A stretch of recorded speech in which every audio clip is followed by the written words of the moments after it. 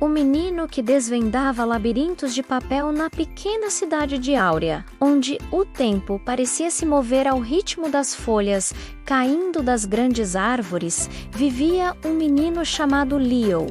Leo era diferente das outras crianças. Enquanto elas corriam pelo parque ou jogavam bola, ele se sentava no banco da praça principal, com um caderno quadriculado sobre os joelhos e um lápis bem apontado na mão. Leo não desenhava castelos ou naves espaciais. Ele criava labirintos. Labirintos intricados, com caminhos que se bifurcavam, becos sem saída engenhosamente disfarçados e um único trajeto, sempre em vermelho, que levava ao centro, um pequeno círculo que ele chamava de o coração. Tudo começou quando seu avô, um encadernador de livros já falecido, lhe deu um livro antigo e peculiar. Atlas de Lugares Impossíveis. Nas páginas amareladas não havia mapas de países, mas sim labirintos desenhados à mão, cada um mais complexo que o outro. No fim do livro, uma página em branco guardava uma inscrição: o maior labirinto não é o que se vê, mas o que se sente. Quem desvenda o último, desvenda a si mesmo.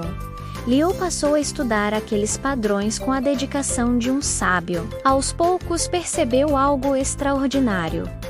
Os labirintos do livro não eram apenas jogos, eles tinham uma espécie de humor. Alguns eram frenéticos, cheios de curvas fechadas, como um dia de ansiedade. Outros eram lentos e metódicos, como uma tarde de tédio. Ele começou a réplica Lost e depois a criar os seus próprios, dando-lhes nomes: o labirinto da primeira vez, o desvio do medo, a espiral da calma. Um dia, enquanto terminava um labirinto particularmente elaborado no caderno, uma sombra cobriu o papel. Era Ei, era Ara, Alva, a dona da floricultura, com os olhos inchados e um sorriso triste. Desculpe interromper, Leo, é que vejo você aqui todos os dias tão concentrado.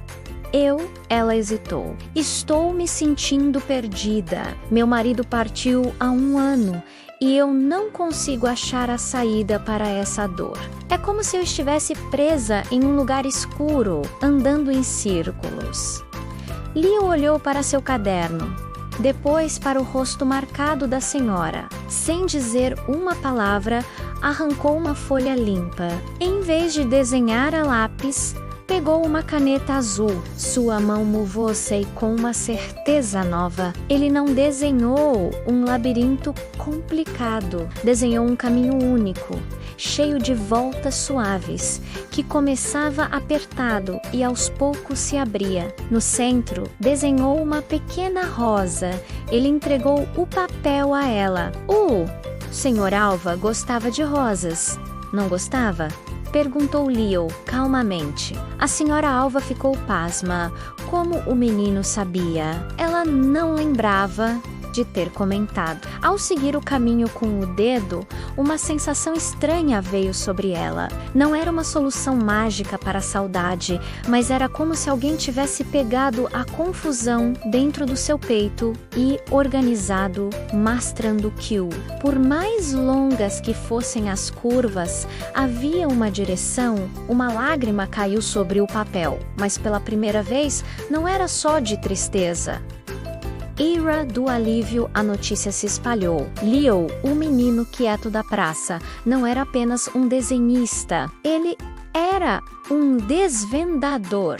As pessoas começaram a vir até ele, não com pedidos de labirintos para jogar, mas com seus labirintos interiores. O senhor Tobias, o ferreiro aposentado, sentia-se inútil. Leo desenhou um labirinto que era, na verdade, uma grande ferramenta, um torno, onde o caminho era o ato de moldar algo novo a partir do metal sólido da rotina. Clara, a menina nova da escola que gaguejava de timidez, recebeu um labirinto em forma de concha, onde o caminho para o centro era sussurrar segredos para o mar desenhado nas margens. Leo descobria que, conversando um pouco com cada pessoa, conseguia sentir o formato da sua confusão.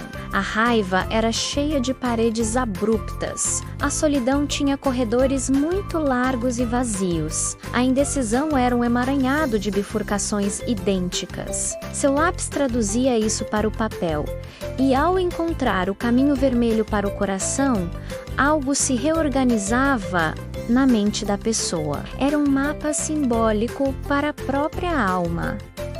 Naturalmente, nem todos entendiam. Alguns adultos torciam o nariz, dizendo que era fantasia de criança, que problemas de verdade não se resolviam com rabiscos. Mas os que se permitiam tentar saíam do banco da praça com os ombros um pouco mais leves e um papel precioso na mão. O tempo passou e Leo cresceu. Seu caderno deu lugar a um portfólio e seus labirintos começaram a aparecer em livros, em exposições de arte, até em consultórios de terapeutas que os usavam como ferramenta. Ele se tornou famoso, o cartógrafo das emoções, mas seu maior desafio estava guardado para si mesmo. Uma noite em seu estúdio, ele pegou o livro velho do avô. A página com a inscrição ainda estava lá.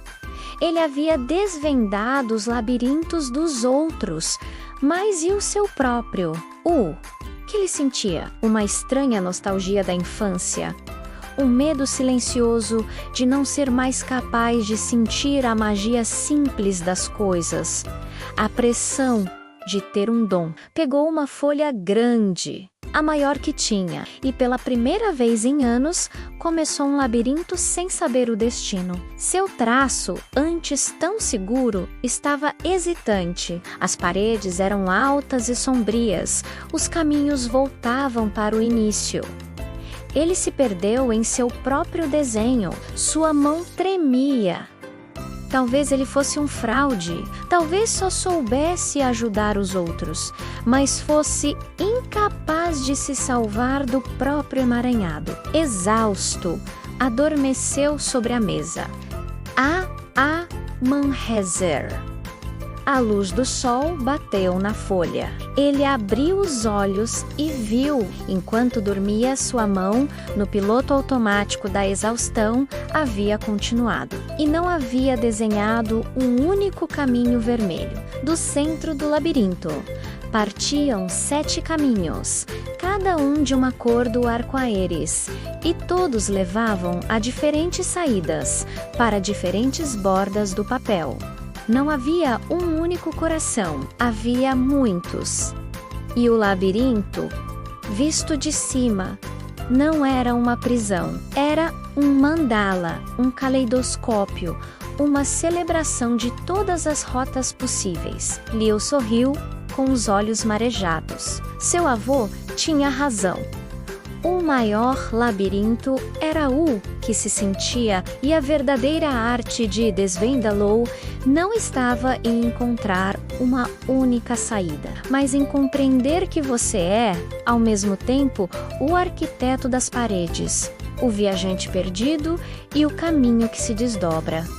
Cada passo, certo ou errado, desenha um mapa, e assim, o menino que desvendava labirintos descobriu que a vida não é um quebra-cabeça a ser solucionado, mas um desenho a ser criado, um traço por vez, e ele nunca mais parou de desenhar, sabendo que o próximo labirinto, fosse para si ou para outro coração perdido, começaria sempre a partir do centro, o ponto, onde toda jornada, por mais confusa, tem início. O reconhecimento veio, mas com ele veio um zumbido constante. Leo, agora um homem cujo nome era sussurrado em galerias de arte e em artigos sobre arte-terapia, sentia que vivia dentro de uma das próprias criações. Os corredores eram de vidro, as paredes eram feitas de expectativas, e o caminho vermelho que todos seguiam levava a um palco brilhante, onde ele precisava sempre ter um novo mapa para oferecer. Ele tinha uma equipe, um agente, encomendas de museus. Suas obras eram chamadas de psicogeografias. As pessoas vinham vê-los, tirar selfies diante dos intricados padrões, comentar sobre a profundidade, mas ninguém mais sentava no banco ao seu lado para sussurrar uma dor específica. Agora, os pedidos vinham por e-mail, com briefings e prazos. Foi então que o convite chegou. O prestigioso Instituto de Estudos Cognitivos de Helsinki queria estudar seu cérebro. O Sr. Leo é um fenômeno único. Sua capacidade de mapear estados emocionais abstratos em padrões espaciais pode revolucionar nossa compreensão da intuição e da empatia, dizia a carta. A proposta era passar suas criações por ressonâncias magnéticas funcionais, mapear sua atividade neural enquanto desenhava, decodificar o algoritmo de sua compaixão. O agente vibrou. É a consagração. Vão provar cientificamente o seu dom. Leo aceitou, não pela consagração, mas por uma centelha de esperança curiosa. Talvez a ciência encontrasse a fonte daquilo que ele sentia estar secando. Talvez dentro de seu próprio crânio houvesse um mapa para sair do labirinto de vazio no qual se metera. No laboratório, envolto em luzes frias e o ruído rítmico das máquinas, tudo se tornou estéril. Desenhar sob observação, com fios colados no couro cabeludo, e a obrigação de pensar em voz alta sobre o processo emocional. Era como tentar sussurrar em uma catedral cheia de eco. Os labirintos que saíam de sua mão eram tecnicamente perfeitos, belos até, mas eram cascas vazias. Os cientistas faziam anotações animadas, os gráficos no monitor mostravam explosões de atividade no córtex pré-frontal e no giro angular. Extraordinário. Veja a sincronização. Leo só sentia fadiga. No último dia de testes, a pesquisadora Schaaf, uma neurologista finlandesa de gestos precisos, chamada doutora Ellen, apresentou-lhe um desafio.